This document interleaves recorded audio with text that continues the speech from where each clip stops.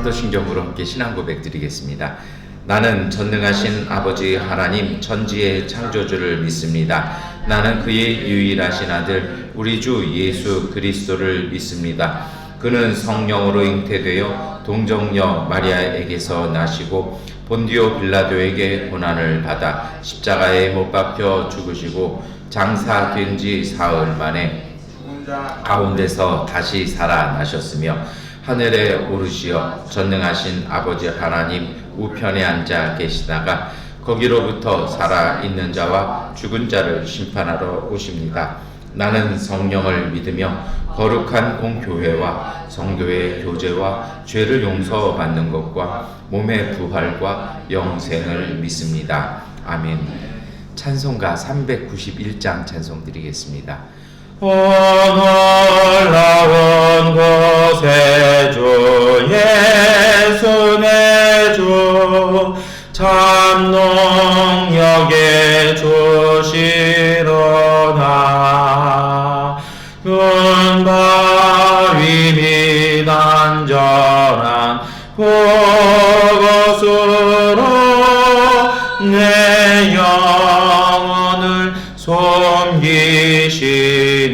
섬기시네. 메마른 땅을 종일 걸어가도 나 피곤치 아니하며 저 위험한 곳 내가 이를 대면 큰 바위에 숨기시고 조선으로 덮으시네. 놀라운 곳에 주 예수 내 주 내 모든 짐 벗기시네.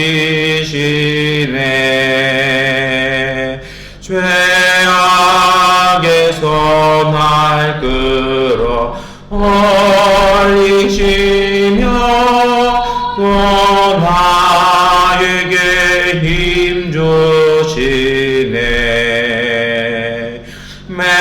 메마른 땅을 종일 걸어가도 나 피곤치 아니하며 저 위험한 곳 내가 이를 대면 은 바위에 숨기시고 조선으로 덮으시네. 종양 못하는 애로 채우시며 늘 성령에 감화주사 큰 기쁨 중 주님을 찬양토록 내 믿음을 도우시네. 메마른 땅을 종일 걸어가도 나 피곤치 아니하며 저 위험한 곳 내가 이를 대면 은 바위에 숨기시고 조선으로 덮으시네. 주 예수님 공중에 임하실 때 나 일어나 맞이하리. 그 구원의 은총을 너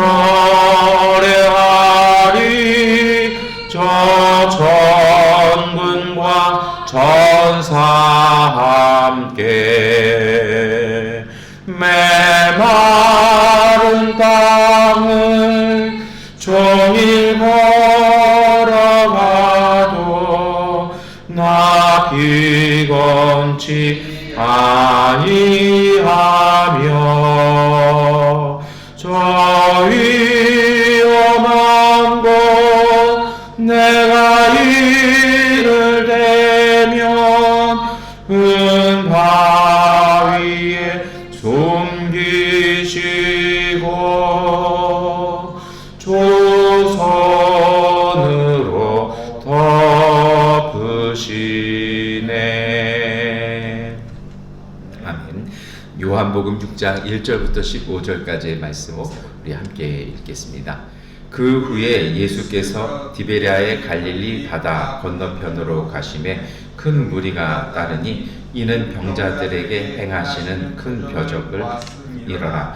예수께서 산에 오르사 제자들과 함께 거기 앉으시니 마침 유대인의 명절인 유월절이 가까운지라. 예수께서 눈을 들어 큰 무리가 자기에게로 오는 것을 보시고 빌립에게 이르시되 우리가 어디서 떡을 사서 이 사람들을 먹이겠느냐 하시니 이렇게 말씀하심은 친히 어떻게 하실지를 아시고 빌립을 시험하고자 하심이라. 빌립이 대답하되 각 사람으로 조금씩 받게 할지라도 200데나리온의 떡이 부족하리이다.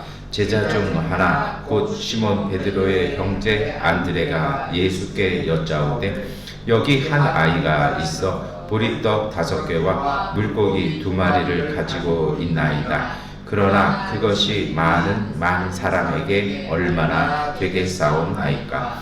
예수께서 이르시되 이 사람들로 앉게 하라 하시니 그곳에 잔디가 많은지라. 사람들이 앉으니 수가 5,000명쯤 되더라.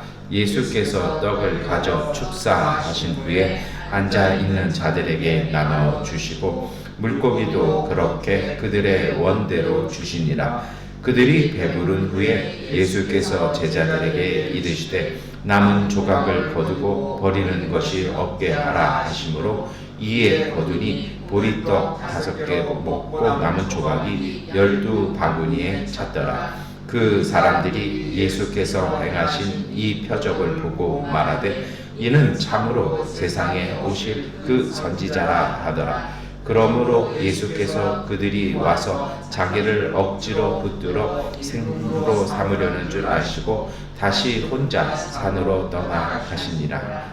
요한복음 6장의 말씀도 우리가 몇 주 전에 묵상했던 말씀입니다. 그런데 성령 강림절을 바라보면서 읽는 요한복음 6장의 말씀, 특별히 오병이어의 말씀은 사실은 또 다른 묵상의 제목들이 있습니다. 그것은요, 이런 것일 것입니다. 오늘 내용 다 아시잖아요. 사람들이 지난번에 한번 말씀드렸거든요. 이 갈릴리 바다, 디베랴 바다 건너편이라는 의미가 어떤 것인지요. 로마, 그리스 로마식의 딱 그 건물 맞은편에 그 부자들이 살고 어떻게 보면 매국노들이 사는 곳에, 외국인들이 사는 곳 맞은편에 정말 가난하고 헐벗은 유대인들이 모였습니다.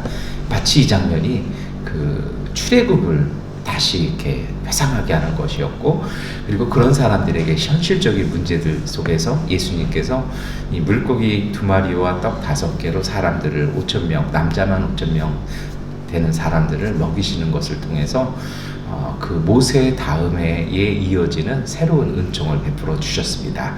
그것이 우리가 지난번에 살펴본 내용인데요. 오늘 우리가 묵상할 것은 이것입니다. 내용은 다 아시기 때문에 굳이 말씀은 드리지 않겠습니다. 여러분, 오늘 5절 말씀인데요.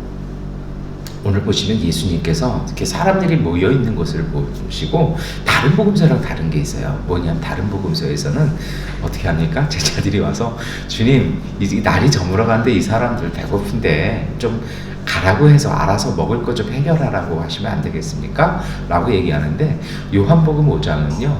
예수님께서 아주 주도적으로 이끌어 가시는 거예요. 그리고 또 두 번째로 또 다른 게 있죠. 다른 복음서에서는 예수님께서 이렇게 축사하신 다음에 제자들한테 이렇게 나눠주라고 하시거든요.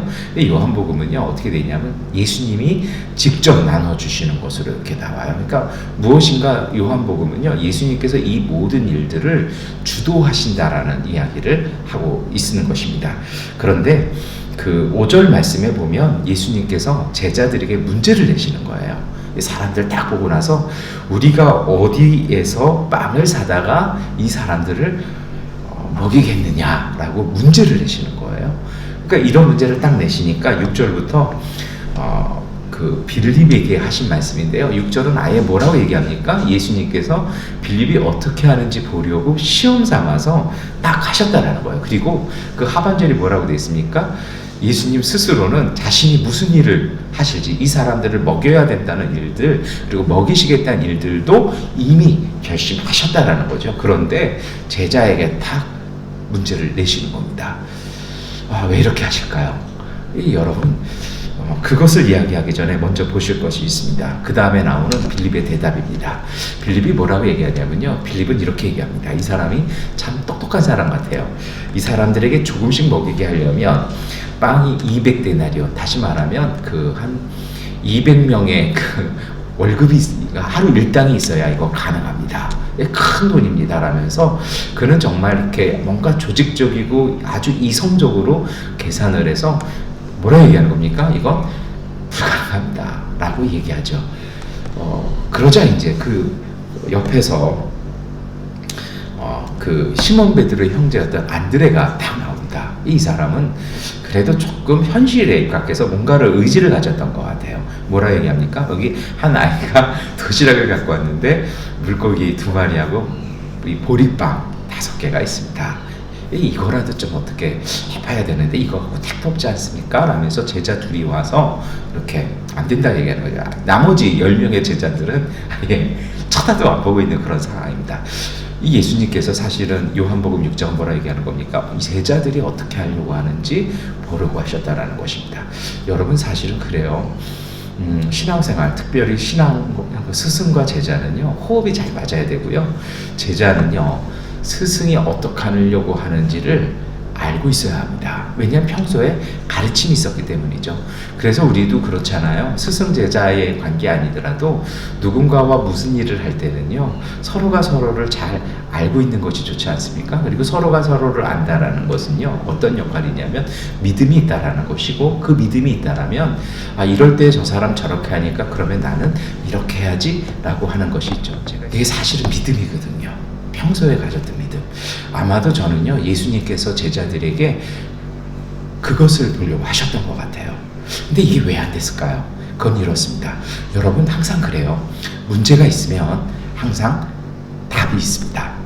답이 없는 문제는 문제가 아니에요. 그러니까 오늘 우리의 삶도 마찬가지죠. 우리에게 벌어지는 모든 일 속에서는 이렇게 답이 항상 있습니다. 어제도 저희도 이렇게 좀 뜻밖의 예상 외에 하나의 상황이 벌어졌는데, 문제는 뭐냐면요, 그 문제만 바라보고 있다고 답을 찾을 수는 없어요. 이게 의외로 뭐냐면, 문제를 잘 푸시려면 문제를 넘어서 봐야 됩니다. 답을 찾으려고 해야지, 그 문제에 대한 압박이나 거기에 대한 푸시를 받고 있으면 절대로 답이 풀리지 않아요. 시험도 그렇잖아요. 문제 어려워 하는 사람 치고 그 문제를 푸는 사람 저는 못 봤습니다. 그러니까 예수님께서요, 제자들에게 문제를 내셨다라는 건 예수님이 이미 답을 갖고 계시다라는 거거든요. 그럼 사실은 이 예수님과 이 제자들, 그 중에서도 가장 똑똑하다고 생각했던 이 빌립과의 관계 속에서 예수님이 원하셨던 답은 무엇일까요? 저는 이것이었다고 생각해요. 주님, 우리가 무엇을 준비할까요?